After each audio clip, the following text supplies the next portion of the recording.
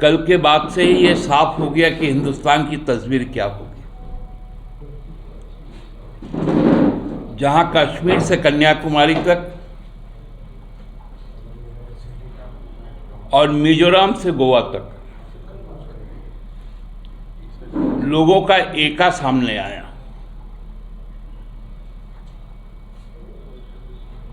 सबके दिल में जो मैंने महसूस किया कि झारखंड की लड़ाई एक मिसाल बनकर सामने आया।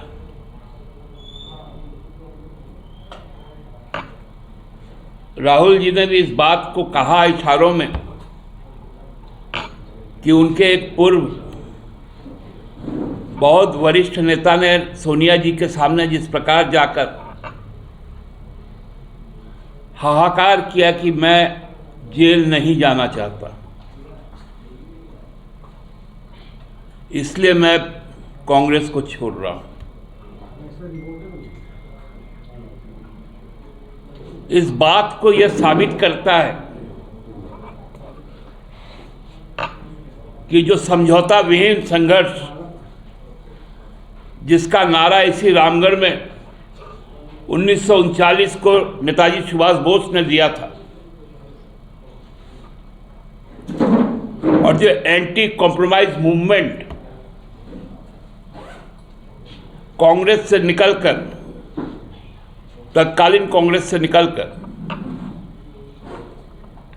नेताजी ने दिया था इसी रामगढ़ से, उसी नेवड़ा गांव जो आज रामगढ़ का हिस्सा है, वहां का लड़का हेमंत सोरेन ने इस बात को दिया कि हम समझौता विहीन संघर्ष करने को तैयार हैं।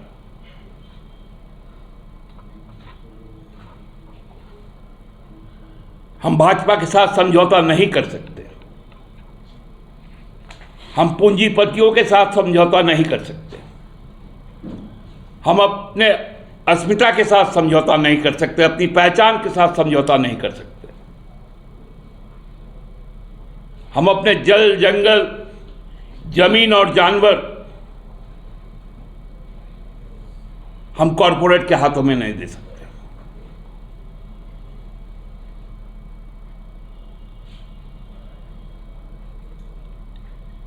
चंपैदा ने भी इस बात को कहा कि झारखंड ने जिस प्रकार सामने आकर काम किया है, आज देश को भी इस काम को करना है। कल्पना जी ने भी कही, जैसे झारखंड नहीं झुका है तो भारत भी नहीं झुकेगा। झारखंड लड़ेगा, भारत लड़ेगा, इंडिया जीतेगा। अब मुद्दा विहीन हो गए।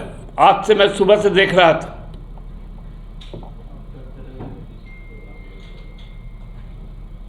राहुल जी ने जिस असुरी शक्ति का नाम लिया था,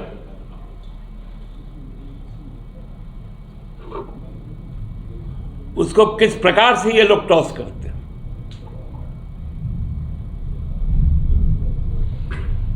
तिलमिला गए हैं लोग।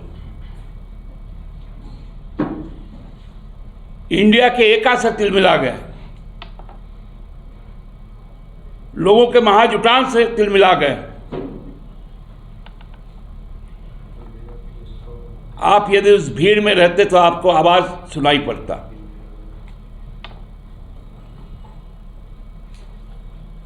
लोग जिस प्रकार से चीजों को देख रहे थे, समझ रहे थे, खुद को अभिव्यक्त कर रहे थे। मैंने अपने 3 दशक के राजनीतिक जीवन काल में ऐसा आहट कभी नहीं सुना, क्योंकि 74 हम लोगों को याद नहीं। पैदाइश जरूर था, लेकिन उस समय वो बोध नहीं था। लेकिन हमको लगता है कि वो बोध दोहरा रहा है। तब तो इतना सोशल मीडिया भी नहीं था। इतने चैनल्स भी नहीं थे, इतना अखबार भी नहीं थे, केवल सरकारी प्रसारण संस्था थी, कुछ अखबार थे, उनका भी रीच आउट नहीं था। लेकिन लोगों तक जो संदेश उस वक्त गया था और लोग जिस प्रकार से गोलबंद हुए थे, कल की गोलबंदी उसी को सार्थक रूप से दिखा रहा था। भाजपा के मन का आतंक दिखने लग गया, मोदी जी निरुत्तर हो गए। अब तो जिस प्रकार से एक्सटॉर्शन का जो डेटा सामने आ रहा है कि जो लोग अपने कर्मचारी को पैसा नहीं दे सकते, वो लोग भाजपा को सैकड़ों करोड़ रुपए देते हैं।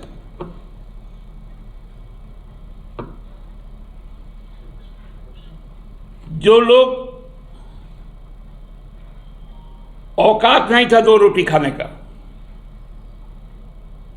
वो कहीं से भी उधारी जमा करके कई 100 करोड़ भाजपा को बॉन्ड देते हैं। 7 दिन के अंदर में उनको 1000 करोड़ का ठेका मिल जाता है।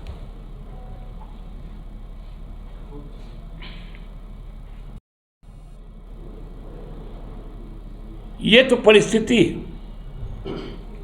अभी तो और भी बातें आएंगी सुप्रीम कोर्ट में। अब तो पीएम केयर भी आएगा, क्योंकि जो सूचनाएं आ रही हैं इलेक्ट्रल बॉन्ड में पाकिस्तान का पैसा आया, इसलिए पुलवामा कांड का खुलासा नहीं हुआ। आपने जवानों के शहादत पर चुनाव जीत लिया,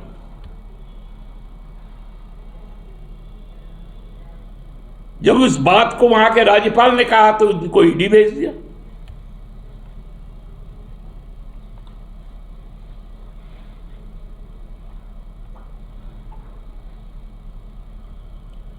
पठानकोट हमले पर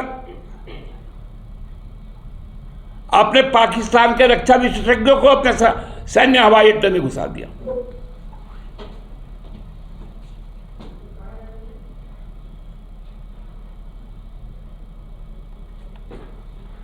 आपने जो गलवान में हमारे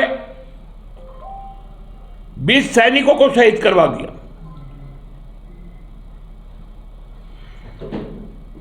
यह सारा चीज एक्सपोज हो चुका है। इसलिए अब हम एक नई ऊर्जा के साथ हम लोग औपचारिक तौर पर झारखंड में